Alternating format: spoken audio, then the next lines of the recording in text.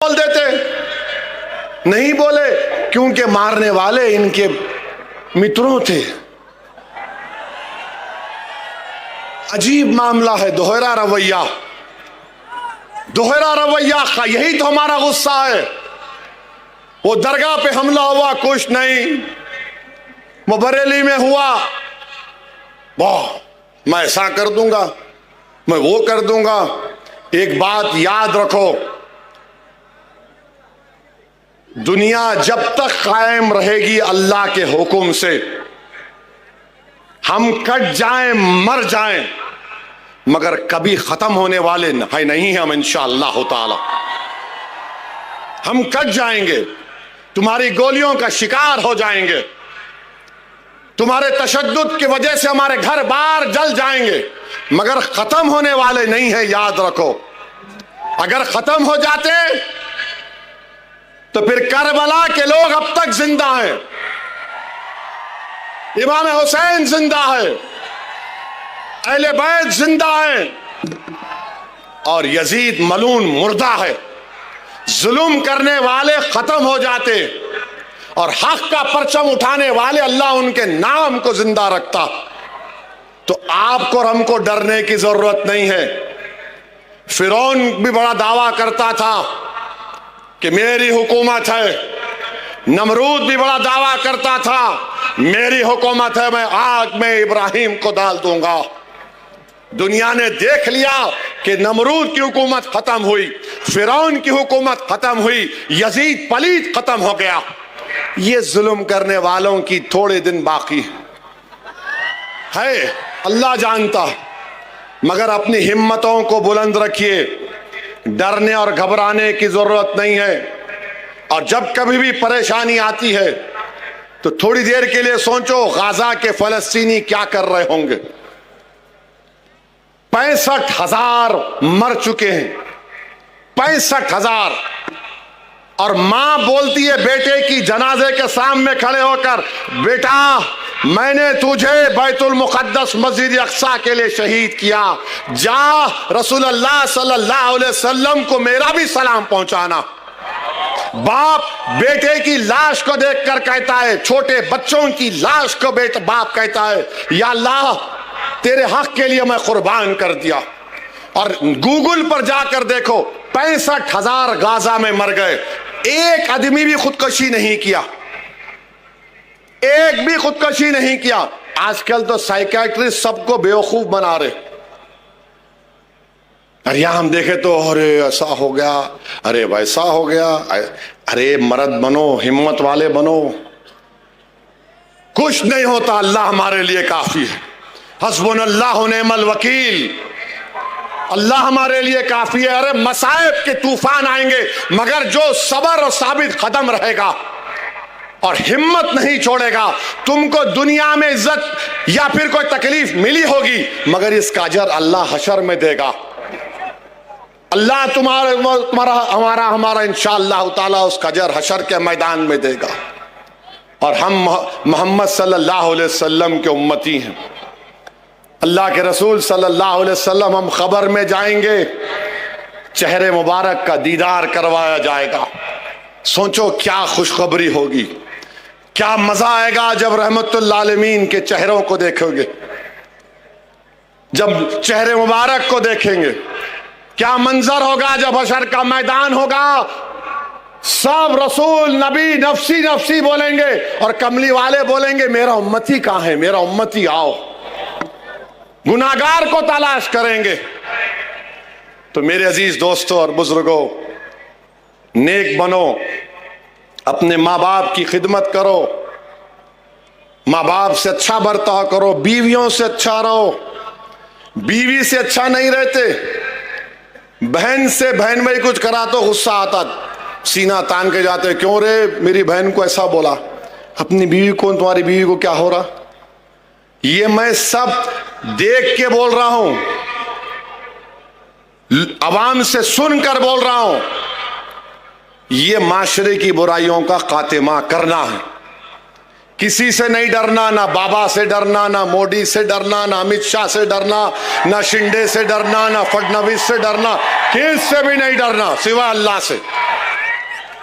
अल्लाह के पास सबसे बड़ी ताकत है, अल्लाह के पास इख्तिदार है।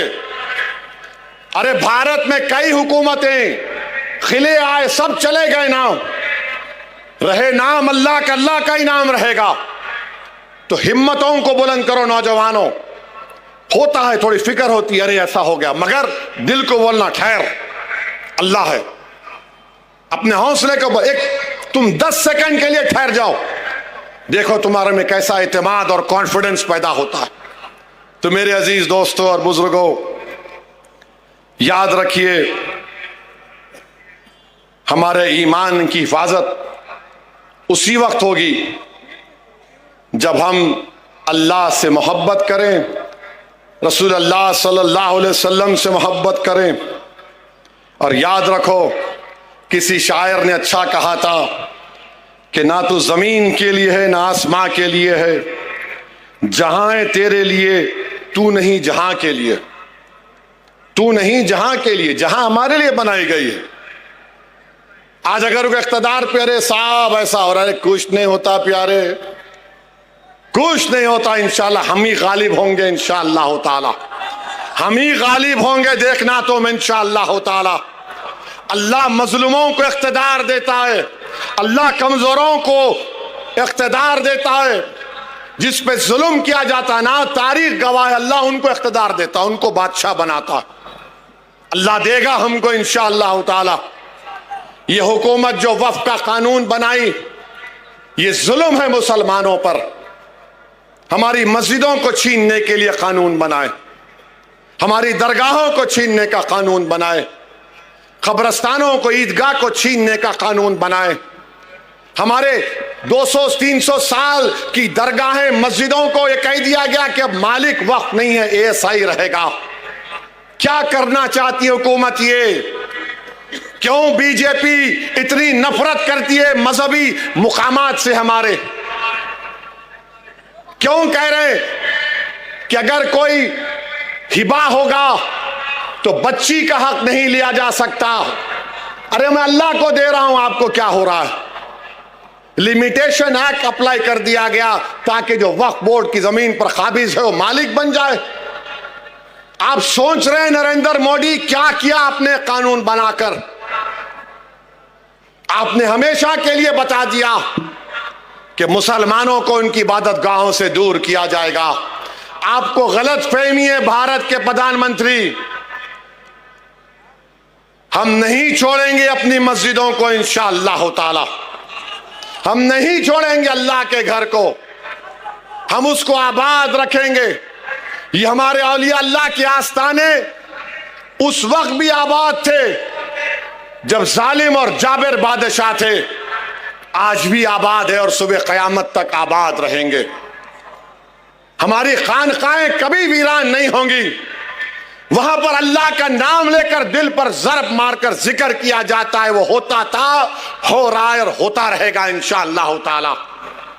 हमारे कब्रस्तानों में हमारे बुजुर्ग सीना तान कर सो रहे हैं, आप उसको भी छेड़ना चाहते हैं? मेरे भाई, ये वक्त मुत्तहिद रहने का है, ये वक्त मुत्तहिद रहने का है। और सुन लो भारत के मुसलमानों, सुन लो इच्चल करांजी के मेरे गयूर नौजवानों, तुम अगर अपनी सियासी लीडरशिप को मजबूत नहीं करोगे, नुकसान हमारा होगा, किसी का नहीं होगा। सियासी लीडरशिप बनाओ, बल्दिया का इलेक्शन आएगा, एक होकर वोट डालो। एक एमपी था महाराष्ट्र में, इम्तियाज जलील, पूरे मिलके इम्तियाज जलील को रोकने के लिए कोशिश किए। शिंदे, शरद पवार,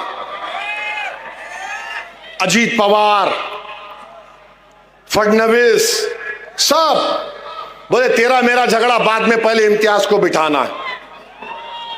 पूरे बैठ गए एक साथ। एक एमपी नहीं है मुसलमानों का महाराष्ट्र से, 14% की आबादी है। डेमोक्रेसी की बात करने वालों, तुम झूठ बोल रहे हो, तुम झूठ बोल रहे हो। डेमोक्रेसी में अगर सबसे बड़ी अक़लियत की आवाज नहीं होगी भारत के पंचायत में, तो क्या है? 23 जीत जाएंगे खाली। और मुझे नोटिस दी जाती हेट स्पीच की।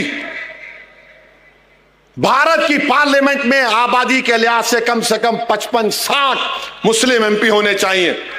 कौन कर रहा है? हम सिर्फ वोट डालने वाले बन गए।